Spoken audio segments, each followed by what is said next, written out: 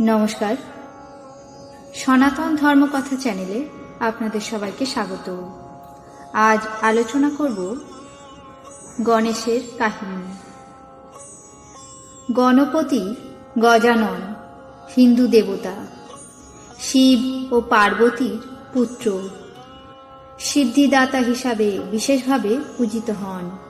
তিনি খর্বাকৃতি, ত্রিনয়ন, চতুর্ভুজ এবং হস্তিমস্তক। শঙ্খ চক্র গদা পদ্মধারী গণেশের বাহন ইঁদুর। গণেশ মঙ্গল ও সিদ্ধির জনক বলে সকল দেবতার আগে পূজিত হন। গণেশের গজানন এবং একদন্ত হওয়ার পিছনে পৌরাণিক কাহিনী রয়েছে। গণপতি নিত্য, অক্ষর ব্রহ্ম এবং শাশ্বত সত্য। মহাশক্তির পুত্র হওয়ার জন্য তিনি অমিত বল বিক্রম সম্পন্ন। আবার স্বয়ং বিষ্ণুর অংশজাত হওয়ায় তিনি পরম তত্ত্বের আধার এবং সর্বজ্ঞানী। গণেশের জন্মকথা।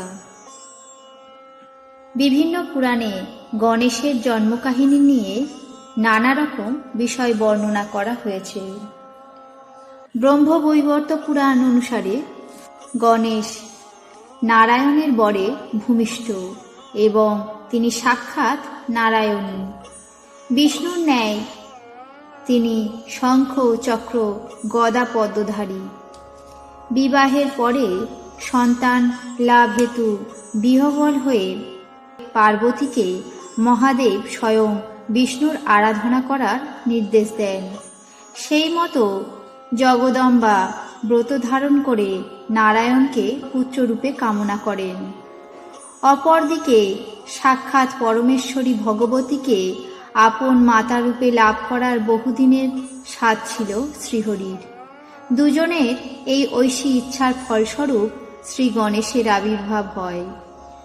দুর্গা শ্রীহরিকে সন্তানরূপে পেয়ে আহ্লাদিত। ভগবান বিষ্ণুও দুর্গাকে মা ডেকে পরিতৃপ্ত। বিষ্ণুর ইচ্ছায় মহাদেবের পুত্র হিসাবে গণপতির উৎপত্তি হয়েছিল ভিন্নতর পরিমণ্ডলে। বিষ্ণু বুঝতে পেরেছিলেন যে মহাদেব ও পার্বতীর মিলনের ফলে যদি পার্বতী গর্ভবতী হন তাহলে পার্বতী একটি অতিকায় দেব পীড়নকারী পুত্র প্রসব করবেন। মহাদেবের এই অনিষ্টকারী পুত্রের জন্মরোধের উদ্দেশ্যে ভগবান বিষ্ণু একটি কৌশলের আশ্রয় নেন। মহাদেব ও পার্বতীর মিলনের শেষ মুহূর্তে ভগবান বিষ্ণু দরিদ্র ব্রাহ্মণ বেশে মহাদেব ও পার্বতীর মিলন গৃহের সামনে উপস্থিত হন এবং উচ্চৈঃস্বরে ভিক্ষা প্রার্থনা করতে থাকেন। মহাদেব তখন ব্রাহ্মণরূপী বিষ্ণুর সম্মানার্থে দ্রুত মিলন ত্যাগ করেন। এর ফলে তার স্খলিত শুক্র বাইরে নিক্ষিপ্ত হয়। এই স্খলিত শুক্র থেকেই জন্ম হয় গণেশের। এইভাবে গণেশের জন্ম হলেও পার্বতী তাকে নিজ পুত্ররূপে গ্রহণ করেন। গণেশের গজানন হওয়ার কাহিনী। শিব পুরাণ মতে মহাদেব নিজ হস্তে পুত্রের মুণ্ডচ্ছেদ করে ভগবতীর কোপভাজন হয়েছিলেন। ব্রহ্মবৈবর্ত পুরাণ বলছে গণেশের হস্তিমুণ্ড হওয়ার পিছনে রয়েছে শনির ভূমিকা। গণেশের জন্ম সংবাদ পেয়ে অন্যান্য দেবগণের সঙ্গে শনিদেবও এসেছিলেন দর্শন করতে, কিন্তু আপন সর্বনাশা দৃষ্টির কথা মাথায় রেখে তিনি মস্তক হেঁট করে দাঁড়িয়ে রইলেন। গ্রহরাজ শনির এহেন আচরণে দেবী পার্বতী অসন্তুষ্ট হয়ে বারবার সন্তানের মুখ দেখতে অনুরোধ করেন। তারপর গ্রহরাজ শনি গণেশের দিকে তাকানো মাত্রই গণেশের মুণ্ডচ্ছেদ ঘটে। তখন তীব্র হাহাকার শব্দ চারিদিক থেকে ভেসে আসতে থাকে। তখন শিবের নির্দেশে নারায়ণ গিয়ে পুষ্পভদ্রা নদীর তীরে গভীর জঙ্গলে উত্তর দিকে মাথা করে ঘুমিয়ে থাকা এক হস্তির মস্তক কেটে নিয়ে এলেন। প্রজাপতি ব্রহ্মা সেই মস্তক মৃত বালকের স্কন্ধে জুড়ে দিলেন এবং তার নাম হল গজানন। পার্বতীনন্দন পুনরুজ্জীবিত হলেন। যার ছিন্ন শির গণেশের গ্রীবায় সংযোজিত হয়েছিল, সে গজেন্দ্র আসলে দেবরাজ ইন্দ্রের বাহন ঐরাবত। গণেশ পূজায় তুলসী বর্জিত কেন? গণেশের পুজোতে তুলসী সর্বতোভাবে নিষিদ্ধ। কথিত আছে, ধর্মধ্বজের কন্যা তুলসী গণেশের বীর্যবত্তা ও জ্ঞান গরিমা দেখে মুগ্ধ হয়ে তাকে প্রণয়ের জন্য আহ্বান করেন। কিন্তু দ্বার পরিগ্রহে অনিচ্ছুক গণেশ সরাসরি তুলসীকে প্রত্যাখ্যান করলে ক্রুদ্ধা তুলসী গণেশকে অভিসম্পাত করেন এবং বলেন, তোমাকে বিবাহ করতেই হবে এবং তোমার 2টি স্ত্রী হবে। রুষ্ট হয়ে গণেশও অভিশাপ দেন তুলসীকে, বলেন, তুমি হবে দানবের ভোগ্যা। তার ফলে দুজনেরই অভিশাপ ফলিত হয়। গণেশ বিবাহ করলেন ঋদ্ধি এবং সিদ্ধিকে এবং তুলসী বিবাহ করলেন দানবরাজ শঙ্খচূড়কে।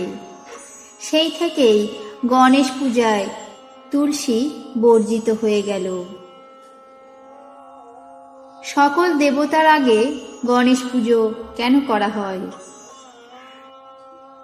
ভগবান বিষ্ণুর কৃপায় হস্তিমুণ্ড পেয়ে গণেশ জীবিত হয়ে ওঠেন। কিন্তু গণেশ যাতে ব্রহ্মাণ্ডের কাছে অবহেলিত না হয়, সেই জন্য ভগবান বিষ্ণু বিধান দেন যে সকল পুজোর আগে গণেশ পুজো করতে হবে, অন্যথায় কোনো পুজোই গৃহীত হবে না। এছাড়াও বিষ্ণু তাকে ব্রহ্মজ্ঞান দান করেন। সকল দেবতারা মিলে তাকে একটি করে নাম প্রদান করেন। সেই নামগুলি হল একদন্ত, গজানন, গণেশ, বিনায়ক, লম্বোদর, শূর্পকর্ণ, শ্রীবিঘ্নেশ ও হিরম্ব। ব্রহ্মা তাকে কমণ্ডলু দান করেন। যোগপট্ট দেন শিব, ইন্দ্র দেন রত্ন সিংহাসন, সূর্যদেব দেন মণির কুন্তল, চন্দ্রদেব দিলেন মণিমালা, কুবের দিলেন মুকুট, অগ্নিশুদ্ধ বস্ত্র দিলেন অগ্নিদেব, লক্ষ্মী দিলেন কেয়ুর, রত্নবলয় রত্নের নূপুর, সাবিত্রী ও সরস্বতী দিলেন গলার হার। এছাড়াও অন্যান্য দেবদেবী ও মুনি ঋষিরা নানাবিধ উপহার দিলেন। ধরিত্রী মাতা গণেশকে ইঁদুর উপহার দিলেন খেলার উপকরণ হিসাবে।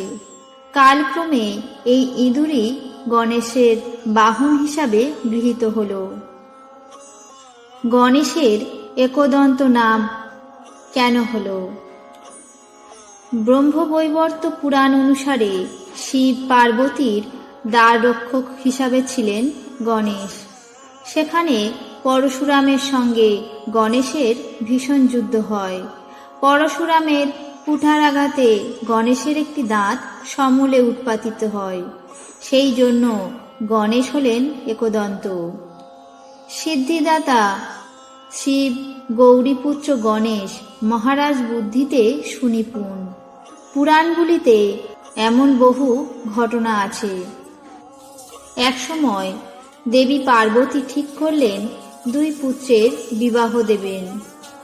সেই মতো শর্ত হল, যে আগে 7 বার পৃথিবী পরিক্রমণ করে আসতে পারবে তার বিবাহ অগ্রে দেওয়া হবে। এই কথা শুনে কুমার স্কন্দ অর্থাৎ কার্তিকেয় তার বাহন ময়ূরে চেপে পৃথিবী পরিক্রমা করতে বেরিয়ে গেলেন। গণেশ মহারাজ ভীষণ চিন্তায় পড়লেন। তার বাহন মুশিক। মুশিকে চেপে 7 বার পৃথিবী পরিক্রমা করতে কয়েক যুগ চলে যাবে। মঙ্গলমূর্তি গণপতি তখন শিব পার্বতীকে 7 বার প্রদক্ষিণ করে বললেন, পিতা মাতা, আমার পৃথিবী পরিক্রমা করা হয়ে গেছে। হরগৌরী তখন আশ্চর্য হয়ে বললেন, সে কি, তুমি তো পরিক্রমা করতেই গেলে না, কিভাবে পরিক্রমা সম্পূর্ণ হলো? তখন গজানন বললেন, পিতামাতাই সন্তানের কাছে ভগবান, পিতামাতাই সন্তানের কাছে জগৎ, তাই আপনাদের পরিক্রমা করে আমার জগৎ পরিক্রমা করা হয়ে গেছে। তখন হরগৌরী বুঝলেন সিদ্ধিদাতার বুদ্ধি তীব্র। ঋদ্ধি ও সিদ্ধি নামক 2 কন্যার সাথে গণেশের বিবাহ দিলেন প্রথমে। গণেশের 2 পুত্র ও 1 কন্যা সন্তান হল। পুত্রদের নাম শুভ ও লাভ, কন্যার নাম সন্তোষী। এক সময় ধনরাজ কুবের দর্প প্রদর্শনের জন্য গর্বে বুক ফুলিয়ে কৈলাসে শিবকে নিমন্ত্রণ করে আসেন। ভগবান শিব অন্তর্যামী, তিনি কুবেরকে শিক্ষা দেবার জন্য গণেশকে পাঠালেন। গণেশ এসে কুবেরের মহলে গোগ্রাসে এত খাবার খেয়ে ফেললেন যে কুবেরের ভবন খাদ্যশূন্য হয়ে পড়ল। কুবের তখন এসে মহাদেবের কাছে ক্ষমা চাইলেন। তারপর মহাদেব গণেশকে কৈলাসে ফিরিয়ে আনলেন। এক সময় ব্যাসদেবের সঙ্গে শ্লোক লিখতে বসলেন গণেশ। ব্যাসদেব বলছেন আর গণেশ দ্রুত লিখছেন। এমন সময় কলমটি ভেঙে যাওয়ায় গণেশ নিজের দাঁত ভেঙে কলম বানিয়ে নিয়ে সেটাতেই বেদের শ্লোক লিখে দিলেন। একবারেই সকল বেদের শ্লোক লিখে সম্পূর্ণ করলেন। এই ছিল গণেশের কাহিনী। আপনাদের কেমন লাগলো তা অবশ্যই কমেন্ট বক্সে জানাবেন। চ্যানেলটিকে সাবস্ক্রাইব করবেন, লাইক করবেন, শেয়ার করবেন। ধন্যবাদ।